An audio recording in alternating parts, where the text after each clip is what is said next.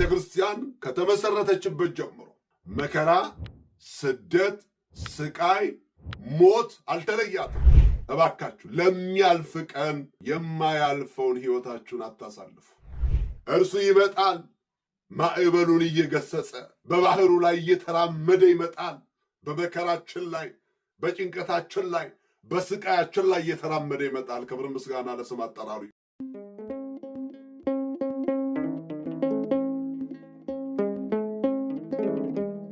በስመ አብ ወወልድ ወመንፈስ ቅዱስ አሐዱ አምላክ አሜን። የተወደዳችሁና የተከበራችሁ የእግዚአብሔር ልጆች፣ እመቤታችን የቅድስት ድንግል ማርያም ወዳጆች፣ ኦርቶዶክሳውያን ክርስቲያኖች፣ ለዚህች ዕለት ለዚህችም ሰዓት በሰላም በሕይወት በጤና ጠብቆ ያደረሰን ልዑል አምላካችን እግዚአብሔር ስሙ ለዘላለም የተመሰገነ ይሁን።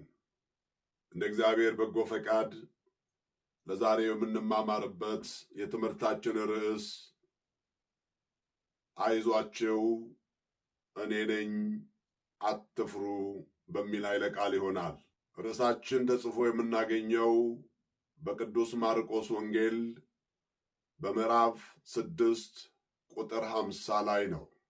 የዚህ ኃይለ ቃል ተናጋሪው ጌታችን መድኃኒታችን ኢየሱስ ክርስቶስ ሲሆን ቃሉ የተነገረው ለመጀመሪያዎቹ ክርስቲያኖች ለደቀ መዛሙርቱ ነው። ዛሬ እንደ ኦርቶዶክሳዊ ተዋሕዶ ቤተ ክርስቲያን እንደ ሊቁ ቅዱስ ያሬድ ስያሜም ዕለቱ በሰንበት ቦአ ኢየሱስ ምኵራቦሙ ለአይሁድ እያለ እስከ መጨረሻው ድረስ ሊቁ ቅዱስ ያሬድ ካመሰገነ በኋላ ማጠቃለያው ላይ ምድርኒ ርእየቶ ዋይኩተቶ ባህርኒ ሰገደት ሎቱ በማለት ያመሰጥረዋል። ትርጉሙም በሰንበት ኢየሱስ ወደ አይሁድ ምኵራብ ገባ፣ ምድር አየችው፣ አመሰገነችው፣ ባህርም ሰገደችለት ብሎ ከዕለቱ ወንጌል ጋር አስማምቶ ያዜማል። ሊቃውንቱም ይህንን ምስጋና ይዘው እንደ ቅዱስ ያሬድ ሲያመሰግኑ ሲያወድሱ ይሰማሉ። ስለዚህ የዕለቱ ወንጌልም ከዚህ እውነት ጋር የተያያዘ ስለሆነ ጌታችን መድኃኒታችን ኢየሱስ ክርስቶስ ደቀ መዛሙርቱን አይዟችሁ እኔ ነኝ አትፍሩ ያላቸው ምክንያት በባህር ላይ ሲራመዱ ብርቱ አውሎ ነፋስ ተነስቶ ታንኳይቱን ማዕበሉ ወዲያና ወዲህ ሲያማታ ደቀ መዛሙርቱ በጭንቀት ሳሉ ክርስቶስ በባህር ላይ እየተራመደ መምጣቱን ተመለከቱ። ያን ጊዜ ምትሃት ያዩ መስሏቸው ደቀ መዛሙርቱ በፍርሃትና በጭንቀት ሲያዙ ጌታችን መድኃኒታችን ኢየሱስ ክርስቶስ የተናገራቸው ቃል አይዟችሁ እኔ ነኝ አትፍሩ ነው ያላቸው። ሊቁ ቅዱስ ዮሐንስ አፈወርቅ ይህንን ትምህርት ሲያብራራው ጌታ ደቀ መዛሙርቱን ወዲያውኑ ከመከራ አላወጣቸውም፣ ይልቁንም በጨለማና በማዕበሉ ውስጥ እንዲቆዩ አደረገ። ምክንያቱም በመከራ ውስጥ ማደግንና በትዕግስት መጠበቅን እንዲማሩ ነው። ነገር ግን ፍርሃታቸው ከፍ ሲልና ሊቋቋሙ ሲሳናቸው በዚያው ቅጽበት አይዟችሁ አትፍሩ እኔ ነኝ በማለት እንደደረሰላቸው ዛሬም የምንችለውን በትዕግስት እንድንጠብቅ በመከራ ውስጥ ተፈትነን እንድናድግ ይፈልጋል። ከአቅማችን በላይ እንድንፈተን አይፈልግም። ከአቅማችን በላይ የሆነ ፈተና ግን ወደ ሕይወታችን ሲመጣና ልንቋቋመው ሲሳነን ግን እሱ ይደርሳል። ክብር ምስጋና ለስም አጠራሩ ይሁን። እርሱ ይመጣል፣ ማዕበሉን እየገሰጸ በባህሩ ላይ እየተራመደ ይመጣል። በመከራችን ላይ፣ በጭንቀታችን ላይ፣ በስቃያችን ላይ እየተራመደ ይመጣል። ክብር ምስጋና ለስም አጠራሩ ይሁን። እኛም ዛሬ ከመከራው ይልቅ አሻጋሪውን እንድናይ፣ ከፈተናው ይልቅ ድል አድራጊውን እንድንመለከት የእሱን ስም ከፍ አድርገን እንድናውጅ ይፈልጋል። ይህ የሊቁ የቅዱስ ዮሐንስ ትምህርት ነው። ማር ይስሐቅ ላይ ደግሞ እግዚአብሔር መከራን ወደኛ የሚልከው እንድንጠፋ ሳይሆን የጸሎታችንን እሳት ለማንደድና የእርሱን አዳኝነት በጥልቀት እንድንረዳ ነው። የእርሱን አዳኝነት በጥልቀት እንድንረዳ ነው። መቼም የማይተወን የማይረሳን አዳኛችን እሱ እንደሆነ ማዕበሉ ባይነሳ ኖሮ ደቀ መዛሙርቱ በባህር ላይ የሚራመደውን አምላክ አያዩትም ነበር። ዛሬም ተጽፎ አናገኘውም ነበር። ማዕበሉ በተነሳ ቁጥር በሕይወታችን ውስጥ የእግዚአብሔር ክብር ይገለጣል። የእግዚአብሔር ማዳን ይታያል። ዛሬ ዓለማችን በጦርነት፣ በረሃብ፣ በበሽታ ማዕበል ውስጥ ትገኛለች። የዓለም ታሪክ በፖለቲከኞች ወይም በኃያላን እጅ ሳይሆን በልዑል እግዚአብሔር እጅ ነው ያለው። ክብር ምስጋና ለስም አጠራሩ ይሁን። የሕይወታችን ማዕበል ምንድን ነው ስንል መንፈሳዊ ማዕበል የቤተ ክርስቲያን ፈተና ነው። ቤተ ክርስቲያን ከተመሰረተችበት ጀምሮ መከራ፣ ስደት፣ ስቃይ፣ ሞት አልተለያትም። ይህንን ጌታችን መድኃኒታችንም ኢየሱስ ክርስቶስ ነግሮናል። ስለ ስሜ የተጠላችሁ ትሆናላችሁ፣ ትሰደዳላችሁ፣ ትገፋላችሁ፣ ከምኵራባቸው ያወጧችኋል፣ እንዲያውም እናንተን የሚገል ለእግዚአብሔር መሥዋዕት የሚያቀርብ እስኪመስለው ድረስ ይህንን ያደርጋሉ። ነገር ግን አይዟችሁ፣ ሥጋን የሚገሉትን አትፍሯቸው፣ ሥጋንና ነፍስን አንድ አድርጎ ወደ ገሃነም ማውረድ የሚቻለውን እርሱም ፍሩት። እንድንፈራው የተነገረን እርሱን ነው። ምክንያቱም የትኛውም ኃይል ነፍሳችንን መግደል አይችልም። ነፍሳችን ያለው በእሱ እጅ ነው። ምክንያቱም ለነፍሳችን ነፍሱን ያኖረው እሱ ነው። ስለ ነፍሳችን ነፍሱን አሳልፎ የሰጠው እሱ ነው። ሌላው ስነ ልቦናዊ ማዕበል፣ ጭንቀትና ተስፋ መቁረጥ የትውልዱ ችግር ይሄ ነው። ብዙ ሰዎች በተስፋ መቁረጥ ውስጥ ነው ያሉ። ወጣቱ ብዙ ተስፋ እያለው ተስፋ እንደሌለው እንዲሰማ የሚያደርገው ሰው ከእግዚአብሔር ይልቅ ለሰይጣን ቅርብ በመሆኑ ነው። ግን እኮ ቅርባችን እግዚአብሔር ነው። ኢሳይያስ የሚያጸድቀኝ ቅርብ ነው ብሎ እግዚአብሔርን ተናግሮ፣ በእርግጥ እግዚአብሔር ቅርባችን ነው። መዝሙረኛው ዳዊትም ቅሩብ እግዚአብሔር ለየዋሃነ ልብ፣ እግዚአብሔር ልባቸው ለተሰበረ ቅርብ ነው፣ ለየዋሆች ቅርብ ነው ነው ያለው። ቅዱስ ጳውሎስም በፊልጵስዩስ ምዕራፍ 4 ቁጥር 7 ላይ ጌታ ቅርብ ነውና ብሎ ነው የነገረን። ስለዚህ እግዚአብሔር ቅርባችን ነው። ጭንቀትና ተስፋ መቁረጥ ከሕይወታችን ሊርቅ፣ ምክንያቱም ሰው አድርጎ የሠራ እሱ ነው። ከሰውነትም በላይ ደግሞ ክርስቲያን ያደረገ እርሱ ነው በሞቱ በትንሣኤው። ይህንን ስናምን ልባችን ያርፋል።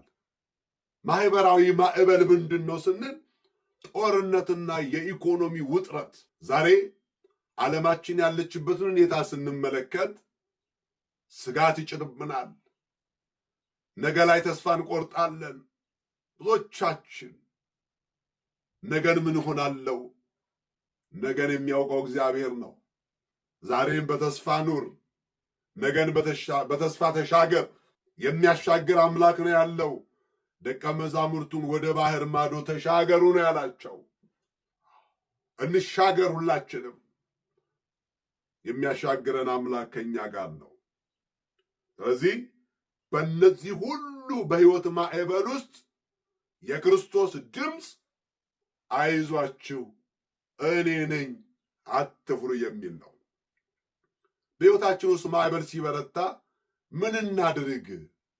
መፍትሄው ምንድን ነው ለምንል ሰዎች 3 ነጥቦችን ጠቁሜ ትምህርቴን አጠቃላለሁ።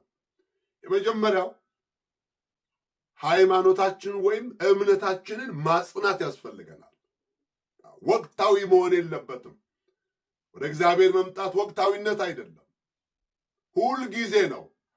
እግዚአብሔር የሁልጊዜ አምላክ ስለሆነ፣ የዘላለም አምላክ ስለሆነ ሁልጊዜ በፊቱ ልንበረታ ልንጸና ያስፈልገናል። ማዕበሉን አንመልከት። በማዕበሉ ላይ የሚራመደውን ክርስቶስን እንመልከት። ክብር ምስጋና ለስም አጠራሩ ይሁን።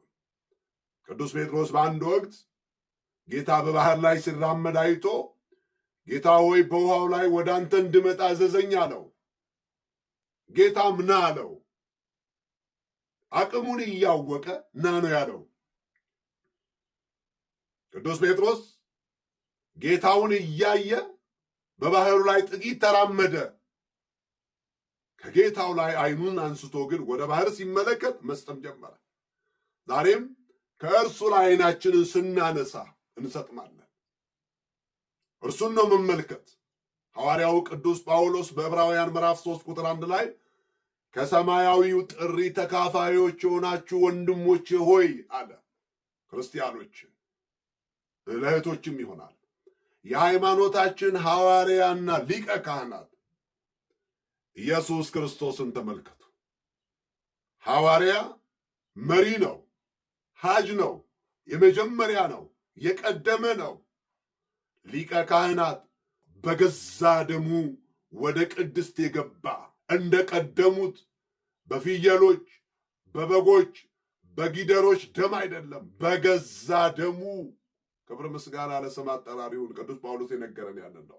በገዛ ደሙ ሞትን ድል የነሳ፣ በገዛ ደሙ የሰው ልጅን ኃጢአት ያጠበ እርሱ የሃይማኖታችን ሐዋርያና ሊቀ ካህናት፣ የሚምር ይቅር የሚል ሊቀ ካህናት አለን። ስለዚህ በሃይማኖት እንጽና። ቅዱስ ጳውሎስ በዚህ በቆላሲስ ምዕራፍ 2 ቁጥር 7 ላይ እንደ ተማራችሁ በሃይማኖት ጽኑ። የቀደሙ አባቶቻችን ምን ነገሩን? እናቶቻችን ምን አስተማሩን? ሕይወታቸው ምን አስረዳን? ስለዚህ እንደ ተማራችሁ በሃይማኖት ጽኑ። በሃይማኖት እንድንጸና ይነግረናል። ሁለተኛው መፍትሄ በጸሎት መትጋት። በታንኳችን በሕይወታችን ውስጥ ያለው ጌታ ለጊዜው ዝም ቢል እንኳን በጸሎት መትጋት ያስፈልጋል። ሳይታክቱ ስለመጸለይ ጌታችን ኢየሱስ ክርስቶስ አስተምሮናል በምሳሌ። ስለዚህ በጸሎት መትጋት በማቴዎስ ወንጌል ምዕራፍ 26 ቁጥር 41 ላይ ደቀ መዛሙርቱ በጌቴሴማኒ እንቅልፍ እያላቸው ሲደካክሙ ጌታችን የነገራቸው እሱ ከፊት ለፊቱ መስቀል ተዘጋጅቶለት እነሱ ደከማቸው። እሱ ሊሞት እነሱ ደከማቸው። ጌታ ግን መጥቶ ምንድን ያለው? ወደ ፈተና እንዳትገቡ ትጉና ጸልዩ ያላቸው። ዛሬም ወደ ፈተና እንዳንገባ፣ ወደ መከራ እንዳንገባ ተግተን ልንጸልይ ያስፈልገናል። ጸሎታችን ዝም ብሎ የማነብነብ አይደለም። ዝም ብሎ ቤተክርስቲያን ደርሶ መመለስ፣ ይሄ ድራይቭ ስሩ እንደሚባለው ደርሶ መውጣት አይደለም። ጸሎት ብሂል ተናግሮ ምስለ እግዚአብሔር ነው። ከእግዚአብሔር ጋር መነጋገር፣ እግዚአብሔርን ማናገር። አንዳንድ ጊዜ እኮ በዝምታም ውስጥም እግዚአብሔር ይናገራል፣ ዝምታም ይናገራል። ስለዚህ በጸሎት መትጋት ያስፈልገናል። ሶስተኛውና የመጨረሻው በሕይወታችን ውስጥ ማዕበል ሲበረታ ተስፋ አለመቁረጥ። አራተኛው ክፍለ ሌሊት ያ ድቅድቅ ጨለማ አልፎ የብርሃን ንጋት ይመጣል። ችግራችን ያበቃል፣ መከራችን ይቆማል። እኛ ግን ተስፋ አንቁረጥ። ሐዋርያው ቅዱስ ጳውሎስ በሁለተኛ ቆሮንቶስ ምዕራፍ 4 ቁጥር 8 ላይ በሁሉ እንገፋለን እንጂ አንጨነቅም፣ እናመነታለን እንጂ ተስፋ አንቆርጥም ነው ያለው። በሁሉ እንገፋለን። በውስጥ እንገፋለን፣ በውጭ እንገፋለን፣ በወዳጅ እንገፋለን፣ ደግሞ በሌሎች እንገፋለን። በሁሉ እንገፋለን ግን አንጨነቅም። ሕይወት ብርቱ ሰልፍ ናት፣ አንጨነቅም። ወዳጆች ሊከዱን ይችላሉ፣ አንጨነቅም። የቀረብናቸው ሰዎች ለኛ ሞት ደግሰውልን ሊሆን ይችላል፣ አንጨነቅም። በሁሉ እንገፋለን እንጂ አንጨነቅም። እናመነታለን እንጂ ተስፋ አንቆርጥም። አንዳንድ ጊዜ ልባችን ወጣ ገባ ሊል ይችላል፣ ግን ተስፋ አንቆርጥም። የሰው ልጅ የሚኖረው በተስፋ ነው። ይልቁንም ክርስቲያን እናንተም ትሉ የለ ክርስቲያን ተስፋ አይቆርጥም እኮ ነው የሚባለው። ምክንያቱም ተስፋው አምላኩ ስለሆነ ሐዋርያው ቅዱስ ጳውሎስ በአንደኛ ጢሞቴዎስ ምዕራፍ 1 ቁጥር 1 ላይ እግዚአብሔር መድኃኒታችን ተስፋችንም ኢየሱስ ክርስቶስ ብሎ ነው የሚናገረው። እሱ ተስፋችን ነው። እሱ መጽናኛችን ነው። የሰጠን የተስፋው ቃል ደግሞ የታመነ ነው። እርሱ የሰጠን ተስፋ ደግሞ የዘላለም ሕይወት ነው በአንደኛ ዮሐንስ ምዕራፍ 2 ቁጥር 25 ላይ። ስለዚህ በእነዚህ በርትተን ስንገኝ ማዕበሉ ጸጥ ይላል። ነገን ከስጋት እንድናለን። ስለ ነገው እሱ ያውቃል። አምላካችን እግዚአብሔር የታመነ ነው። ሊያግዘን በአጠገባችን ያለ ነው። ትላንት የረዳን አምላክ እግዚአብሔር ነገን እንዴት አይረዳንም ብለን እናስባለን። ዛሬን ያቆመን አምላክ እግዚአብሔር ነገን እንዴት አያሳየንም ብለን እናስባለን። ክርስቲያኖች እባካችሁ ለሚያልፍ ቀን የማያልፈውን ሕይወታችሁን አታሳልፉ። ለሚያልፍ ቀን የሚያልፍ ንግግር አንናገር። የሰውን ልብ አንጉዳ። ሁሉም ያልፋል። ጌታ ሲመጣ ማዕበሉ ጸጥ ይላል፣ ነፋሱም ዝም ይላል። እርሱ በማዕበል በነፋስ በባህር ሁሉ ስልጣን ያለው ጌታ ነው። ስለዚህ ዛሬ በፊቱ እንጽና፣ እንቁም፣ እንበርታ፣ እንጸልይ። መጪው ጊዜ የጾም የጸሎት ጊዜ ነውና ሁላችንም በዚህ መንፈስ እንዘጋጅ። የእግዚአብሔር ቸርነት፣ የእመቤታችን አማላጅነት፣ የቅዱሳን ጸጋና በረከት ከሁላችን ጋር ይሁን። አሜን። ወስብሐት ለእግዚአብሔር።